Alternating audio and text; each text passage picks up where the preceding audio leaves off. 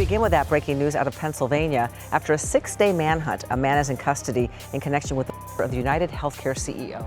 Investigators are calling Luigi Mangione a strong person of interest in the shooting. And we are getting a new peek at what he looks like.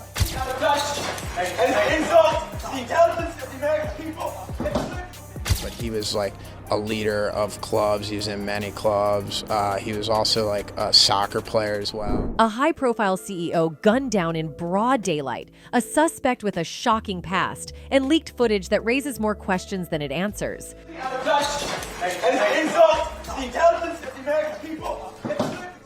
How did Luigi Mangione, a star student, become the face of a chilling investigation? He was obviously really intelligent, and everybody can tell that by his resume, of course. Yeah.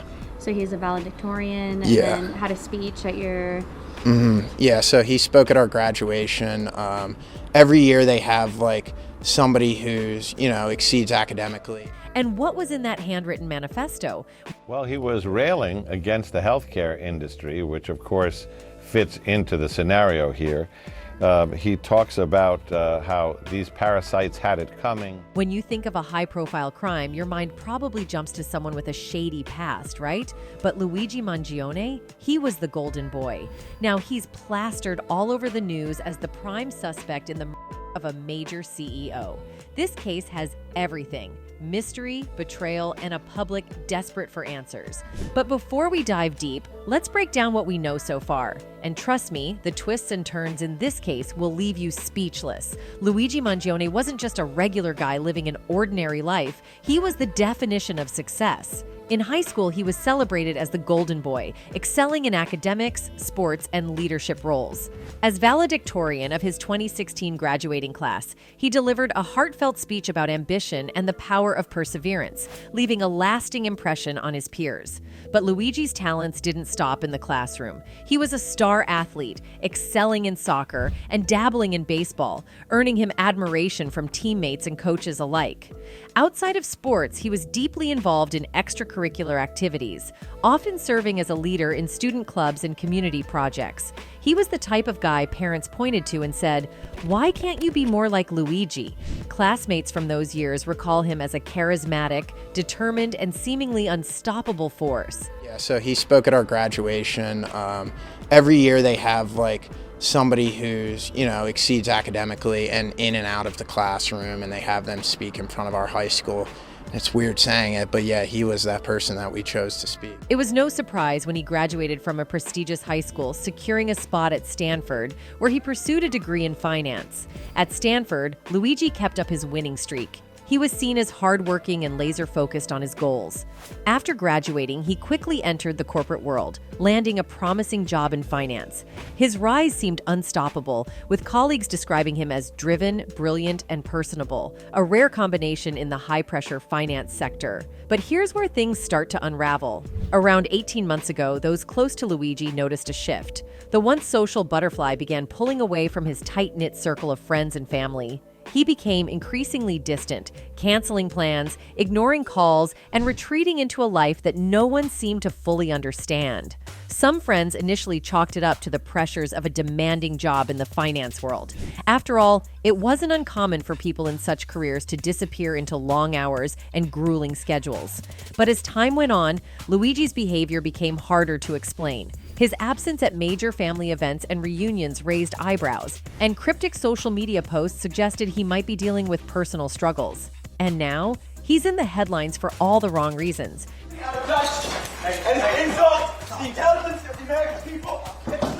UnitedHealthcare's CEO, a well-known and influential figure in the corporate world, was found dead just outside his office in what authorities are calling a deliberate attack. The news hit the airwaves like a bombshell, sparking outrage, confusion, and a media frenzy.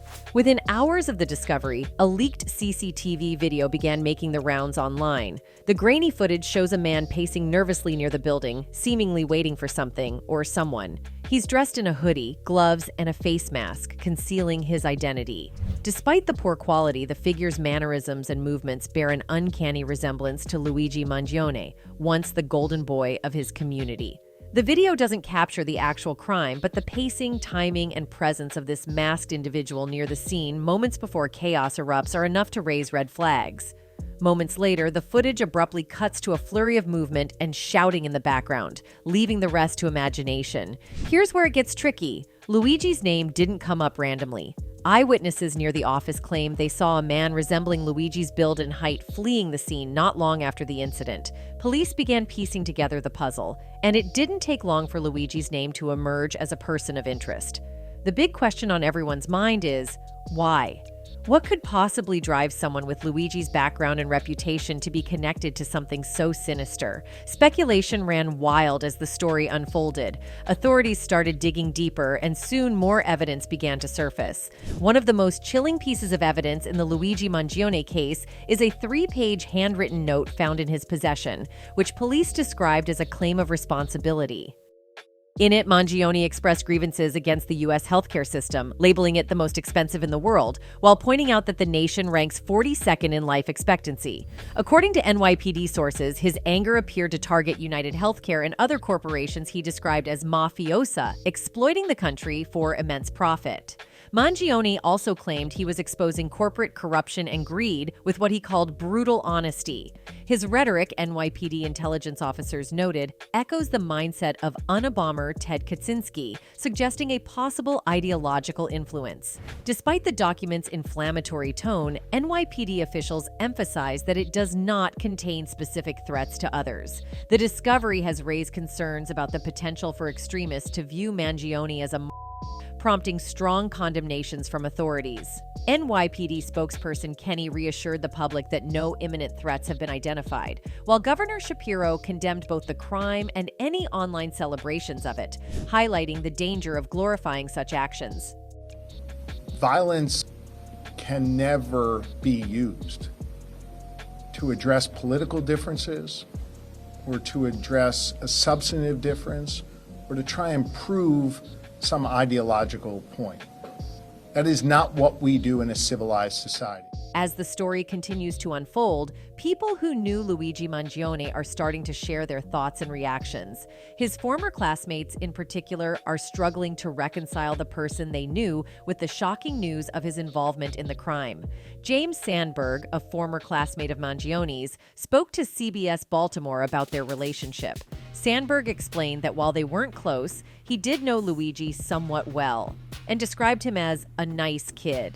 Sandberg expressed his disbelief when he first heard about the allegations, admitting that he initially thought it must be a different person with the same name. Another former classmate, who wished to remain anonymous out of respect for the Mangione family, told CBS News that they met Luigi in middle school and became close friends throughout high school. According to this classmate, Mangione was a nice guy and smart. They added that Luigi wasn't particularly introverted or extroverted and that he didn't have any known enemies. He was our valedictorian for a reason, the classmate said, emphasizing that Luigi was a highly respected student. He was just like a wholesome guy. When they first heard that Mangione was a person of interest in the investigation, they said they felt sympathetic, adding that they didn't think he was a crazy person. They also expressed hope that a public trial would give Mangione the chance to explain what led to the situation in court. Although they lost touch after high school, this former classmate clearly remembered Luigi as a good guy, a sentiment that seemed to be shared by others who knew him during his school years. He spoke at our graduation. Every year they have like somebody who's, exceeds academically and in and out of the classroom, and they have them speak in front of our high school. It's weird saying it, but yeah, he was that person that we chose to speak. This only made the crime and its aftermath that much harder for people to process. How could someone who was so well-liked, successful, and promising suddenly be involved in such a shocking act? In the months before Mangione's arrest, several posts on social media platforms indicated that his friends were trying to reach out to him. On the social media site X, posts tagged with his account name revealed that friends hadn't heard from him in months. These posts reflected a sense of concern from his friends, who had become increasingly worried about his well-being. It seemed that Mangione had isolated himself, and his sudden disappearance from social circles only added to the mystery surrounding him. Further investigation into Mangione's online presence revealed some intriguing details about his personal life and interests. On the Goodreads website, he had rated and reviewed several books, including a 4-star rating for Industrial Society and Its Future by Theodore John Kaczynski, better known as the Unabomber. This raised some eyebrows, especially considering Kaczynski's controversial views on modern society. Mangione also had books on his read list from 2022 that focused on health and wellness, such as Crooked, Outwitting the Back Pain Industry, and Getting on the Road to Recovery, and Back Mechanic. These books suggested that Mangione was focused on improving his physical health and dealing with back pain, a condition that seemed to have been a major part of his life in recent years. One quote from J. Krishnamurti, "It is no measure of health to be well adjusted to a profoundly sick society," was reposted multiple times on Mangione's X account, most recently in January 2024. This quote, which reflects a critical view of society and the status quo, added to the growing picture of a man who was perhaps becoming increasingly disillusioned with the world around him. Mangione's health struggles were also a frequent topic of discussion on social media, particularly on Reddit, where he seemed to share his experiences with others who had similar issues. On Reddit, Mangione operated a profile where he detailed his battles with back pain, brain fog, and sciatica. He was an active participant in discussions about a spinal condition called spondylolisthesis, posting several times on a subreddit dedicated to the condition. A 2016 post linked to Mangione's profile included a reference to a page on GitHub, a coding website, where his full name appeared. This link to a personal website suggested that the Reddit profile was indeed his, and it provided further insight into the challenges he was facing in his personal life. One post, dated February 2024, described his experience with spinal fusion surgery. Mangione shared that he had undergone L5/S1 spinal fusion 6 months prior after enduring 1.5 years of unsuccessful conservative treatments. "Yeah, I had L5/S1 spinal fusion 6 months ago after 1.5 years of failed conservative treatment. Within 7 days of the fusion, I was on 0 pain meds." That's probably faster than most folks, but my point is just that your body isn't supposed to be in pain and need meds. "Even after getting my back sliced open and my spine drilled into, I wasn't in much pain," the post read. In another particularly disturbing post, Mangione discussed using certain methods to convince doctors to approve spinal surgery. He suggested faking a foot drop or deliberately urinating on oneself to demonstrate the severity of the condition. While this may have been an exaggeration or attempt at dark humor, it hinted at a level of frustration and desperation in Mangione's mindset. Other posts from 2023 reflected his struggles with chronic sciatica, a condition that caused him significant pain and made him feel like his life was on hold. "I got caught in this loop for a year, all the while putting my life on hold in my 20s and damaging my nerves while I waffled on the decision," one post read. It was clear that Mangione had been dealing with serious physical and emotional challenges, and his online post offered a glimpse into the inner turmoil he may have been experiencing. Despite Mangione's apparent focus on improving his health, there was no direct mention of UnitedHealthcare, the company that was central to the crime. However, one post from 2018 referenced coverage by Blue Cross Blue Shield, another large health insurance company.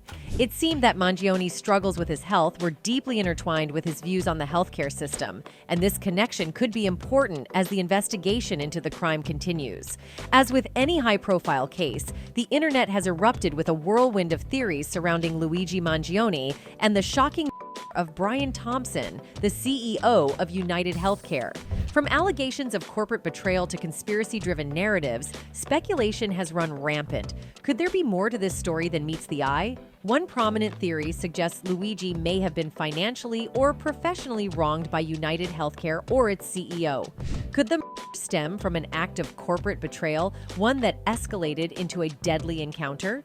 Critics of the healthcare industry have pointed out its history of controversial practices, and some wonder if Luigi's grievances against the company, as outlined in his alleged manifesto, reached a breaking point.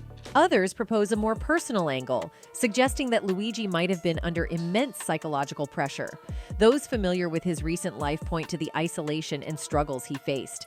Could it be that these pressures built up over time, pushing him toward a tragic snapping point? Another compelling theory circulating among Luigi's supporters is that he was framed. Those who knew him describe a kind, ambitious, and hardworking individual who wouldn't hurt a fly. Former classmates and colleagues struggled to reconcile the Luigi they knew with the crime he is accused of committing. Could someone have used his recent struggles, including his withdrawal from social circles, to manipulate him or make him a scapegoat? On the darker end of speculation are conspiracy theories tying to something much larger. Some argue that Luigi's manifesto and the cryptic shell casings left at the scene suggest he might have uncovered damaging secrets about UnitedHealthcare or its CEO. Could Brian Thompson's death have been an attempt to silence Luigi before those secrets came to light? While no concrete evidence supports this claim, it hasn't stopped the internet from buzzing about a potential corporate cover-up. No matter the motive, this incident has placed Luigi's life under an intense microscope. Every decision, relationship, and action he's taken over the past several years is now being scrutinized. Details about his life are emerging, painting a complicated picture of a man who once seemed destined for greatness. On social media platform X, reactions have ranged from outrage to disbelief. One user tweeted, "How does a guy like Luigi go from valedictorian to suspect in a case? This doesn't add up." Another wrote, "What if there's more to this story? What if Luigi was set up?" Amid the public uproar, details about Luigi's recent life have come to light. It was revealed that his last known address was in Honolulu, Hawaii, where he stayed at a co-living space called Surf Break. According to Surf Break, Luigi lived there from January to April 2022, leaving due to a back injury exacerbated by physical activities like surfing and hiking. A representative of the Surf Break community, Sarah Nehemiah, described Luigi as a reserved individual who kept to himself. Mangione left due to a lifelong back injury. To our knowledge, nearly all members lost contact with him after his departure, she said. Nehemiah also noted that Luigi briefly returned to Hawaii in early 2023 to start a book club, though the club's controversial book choices caused some members to leave. One unnamed source familiar with Luigi's time at Surf Break corroborated the back injury's impact on his life, describing it as a major source of frustration. This claim is bolstered by Luigi's X account, which features an X-ray image of a spine with hardware, suggesting he may have undergone spinal surgery in the past. Born and raised in Maryland, Luigi comes from a prominent family with deep ties to real estate and healthcare industries. His grandparents, Nicholas and Mary Mangione, were influential figures in the Baltimore area, known for founding Lorien Health Systems and owning prestigious country clubs like Turf Valley and Hayfields.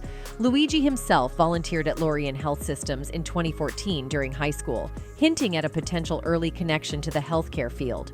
Luigi is also a cousin of Maryland State Delegate Nino Mangione, who represents parts of Baltimore County. However, his family has distanced themselves from his alleged actions, releasing a statement saying, "We only know what we have read in the media. Our family is shocked and devastated by Luigi's arrest. We offer our prayers to the family of Brian Thompson and ask people to pray for all involved." Meanwhile, at an extradition proceeding on Tuesday afternoon in Pennsylvania, Mangione was denied bail. He is contesting extradition, and Pennsylvania has 30 days to get a warrant from New York Governor Kathy Hochul to start the process. A defense attorney for Mangione, Thomas Dickey, argued that the state of New York did not provide the defense with the official second-degree charges in documents they were given, and now the defense has 14 days to request a writ of habeas corpus for those. In New York, the Office of Manhattan District Attorney Alvin Bragg confirmed to CBS News that prosecutors will seek a governor's warrant to secure Mangione's extradition to Manhattan. As Mangione entered the Blair County Courthouse ahead of Tuesday's proceedings, he was aggressive and had to be contained, shouting that what was happening to him was an insult to the intelligence of the American people. At his office Tuesday evening, Dickey told reporters he hadn't seen video footage of Mangione's outburst, but said, "Hopefully there won't be any more of that." Dickey said he was hired to represent Mangione and not appointed to the case. He wouldn't identify who hired him, and he wouldn't comment on what Mangione has said to him. Dickey said Mangione will plead not guilty to the Pennsylvania charges and said he'd advise Mangione to enter the same plea to the New York charges.